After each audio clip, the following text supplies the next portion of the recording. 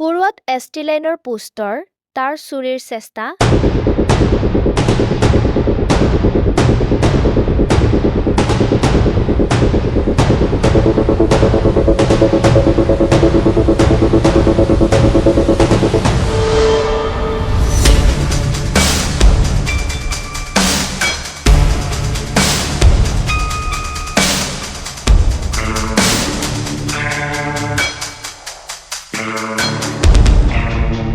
ৰাইজকে আমাৰ কুৰুৱাবাসী ৰাইজকে অনুৰোধ কৰিছোঁ যে বহাগৰ আগতে আমাৰ কুৰুৱা দলালিটো পথাৰত যিটো আমাৰ লাইন টানিছিল ডিপাৰ্টমেণ্টে বিজুলী চৰকাৰী ইলেক্ট্ৰিচিটি বোৰ্ডে আজিলৈকে লাইনটো দিয়া নহ'ল আৰু মানুহখিনি ইমান হাৰাশাস্তি খাইছে আৰু ইয়াত লাইনটো নিদিয়াৰ কাৰণে আজি যোৱা ৰাতি দুৰ্বৃত্তই এই লাইনখিনি তাৰ পৰা চুৰ কৰিব খুজিছিলে আৰু নলিনা চুৰ বা এইবিলাক চাপ থুপুৰাই থুপুৰাই এইবিলাক লৈ যাব খুজিছিলে।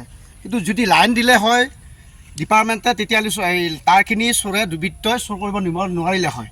গতিকে মই ৰাইজকো অনুৰোধ কৰিছোঁ যাতে বিপুল দাবী কৰিব লাগে ডিপাৰ্টমেণ্টক পুনৰ আকৌ যেনেকৈ তাৰ টানিছিল তেনেকৈ তাৰ টানি যাতে ৰাইজক সঁহাৰি দিব লাগে, লাইনটো আনিব লাগে আৰু লাইনটো পূৰা জৰুৰী দিব লাগে। মানুহখিনি হাৰাশাস্তি হৈছে।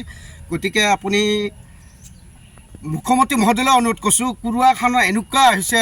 দৰং জিলাৰ কোৰুৱা উচ্চতৰ মাধ্যমিক বিদ্যালয়ৰ পৰা দলা আলি পথলৈ নতুনকৈ সংযোগ কৰি থকা এছ.টি. বিদ্যুৎ লাইনৰ পোষ্টৰ, তাৰ যোৱা নিশা চোৰে কাটি লৈ যোৱাৰ চেষ্টা চলোৱা ঘটনাই অঞ্চলটোত চাঞ্চল্যৰ সৃষ্টি কৰিছে। জানিব পৰা মতে, নতুনকৈ স্থাপন কৰি থকা বিদ্যুৎ লাইনৰ পোষ্টৰ কেইবাডালমান তাৰ চোৰে কাটি নিয়াৰ উদ্দেশ্যেৰে ক্ষতিগ্ৰস্ত কৰে।